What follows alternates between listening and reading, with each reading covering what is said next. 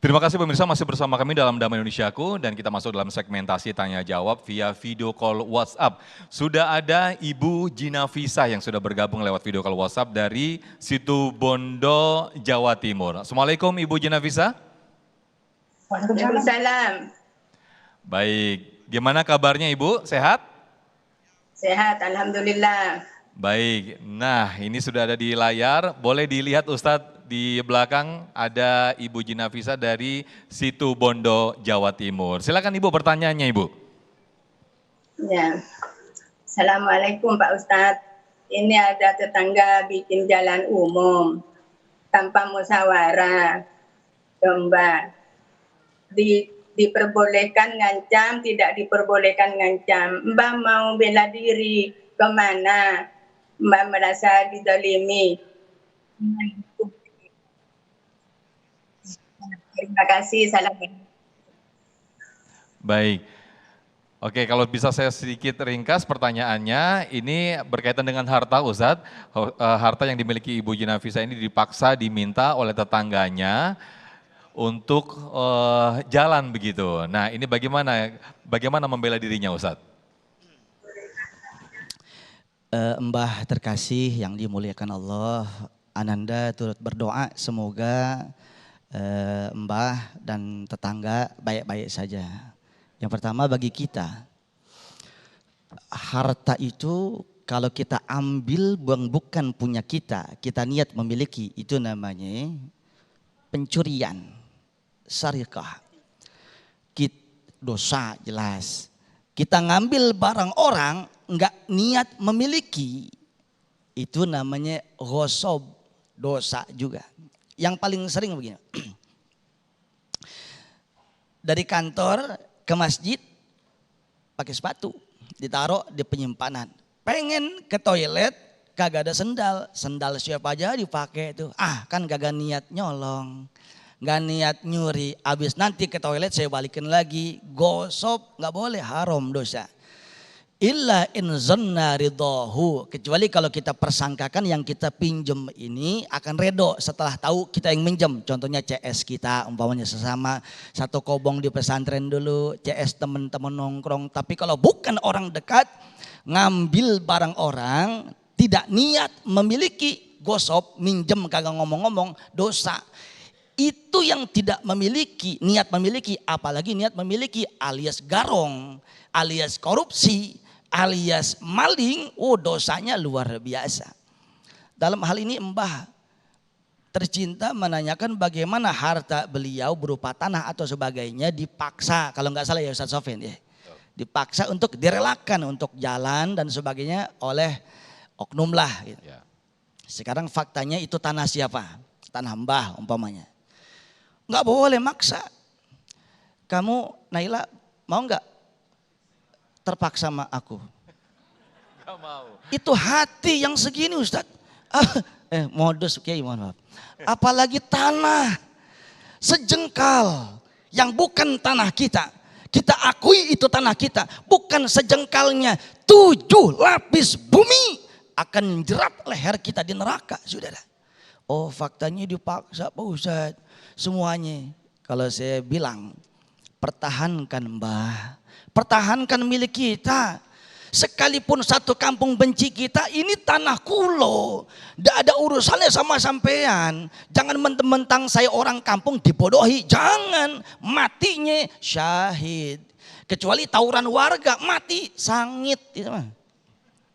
Berarti Bunda terkasih, Mbah, semaksimal mungkin wajib kita pertahankan harta-harta kita bagi mereka yang mencoba dengan dalih ini untuk kepentingan umum, kepentingan masyarakat, kepentingan warga, tapi pencetusnya adalah Anda, maka 7 lapis bumi akan menjerat leher Anda. Bagi masyarakat yang tidak tahu, Allah maafkan, tapi pencetusnya adalah Anda, maka dosa semua yang nanggung adalah Anda.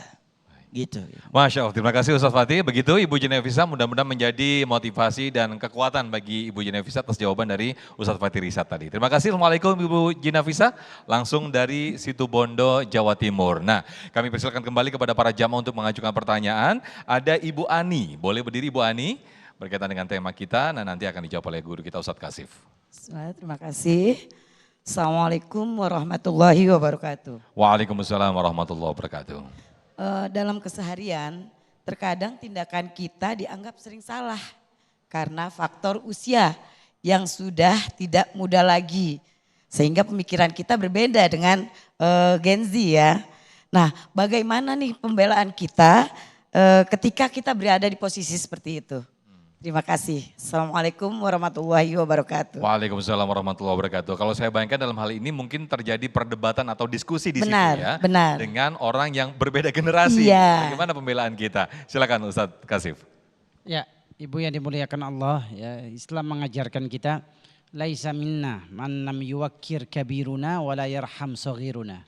Bukan golongan kami orang yang tidak memuliakan orang yang lebih tua di antara kami dari usia dan yang lebih kecil dari kami. Jadi justru ibu harus pede ya sebagai orang tua memberikan contoh ya senioritas ya dengan perkataan yang lembut, akhlak yang mulia, dan ketika orang ngikutin akhlak ibu yang baik, ibu dapat pahala. Ya, jangan sampai mohon maaf lahir batin kita menjadi contoh yang buruk buat orang lain. Jadi nggak usah baper. Ya mentang-mentang saya sudah tua, yang ini lebih muda. Enggak kok, kalau di mata saya ibu kayaknya usianya masih 17 tahun. Ini 17 tahun sisanya Bu. Bercanda ya Ibu, jangan baper. Ya jadi usia itu kan cuma angka Bu. Ada orang yang usianya 70 tahun semangatnya seperti anak muda, pemuda. Makanya dalam Islam asyabab. Gitu. Asyabab itu bukan sekedar angka, umur. Ya justru ibu mungkin lebih muda dari mereka yang umurnya 17 tahun tapi gak sholat, gak ngaji. Gak ada semangat untuk beribadah kepada Allah Subhanahu wa ta'ala. Jadi saya yakin insya Allah bunda kita bisa jadi contoh buat anak-anak muda Gen Z selanjutnya insya Allah. Baik, terima kasih Ustadz Kasif. Ini juga menjadi contoh dan juga perhatian bagi anak-anak Gen Z nih. Ketika nanti berdebat atau terjadi diskusi dengan yang mungkin yang lebih senior, mungkin untuk membela diri dalam hal diskusi juga ditonjolkan akhlakul karimahnya nih ya. Nah kami persilakan nih anak-anak Gen Z, Ananda Nisa yang mana nih? Boleh berdiri? Silakan, dan nanti akan dijawab oleh guru kita Ustadz Kasif. Dan kami masih himbau kepada para pemirsa untuk bisa mengajukan pertanyaan lewat video call WhatsApp kami di nomor telepon yang sudah kami cantumkan di layar kaca. Anda bisa daftarkan nama dan juga pertanyaan Anda. Silakan Anda dan Nisa. Assalamualaikum warahmatullahi wabarakatuh Ustadz. Perkenalkan nama saya Nisa. Izin bertanya, kan saya sebagai Gen Z kan banyak kasus tentang pembulian tuh, pembulian tentang verbal atau tentang omongan gitu kan. Ya. Bagaimana cara kita melindungi diri dari biar kita nggak kena pembulian itu sendiri gitu. Bagaimana cara membela diri? Adinda masih sekolah? Enggak. Sudah lulus? Iya. Kuliah? Oh, dibulinya di kampus? Iya. Okay. Oh, baik. Boleh tahu nggak dibulinya apa? Mungkin secara verbal mungkin ya. Apa contohnya? Apa ya? Mungkin secara fisik begitu? Iya fisik juga kadang. Oke, jadi diejek-ejek secara fisik begitu ya. Baik, terima kasih. Bagaimana Ananda Nisa, nanti bagaimana pembelaannya begitu ya. Betul. Terima kasih, boleh duduk kembali Anissa.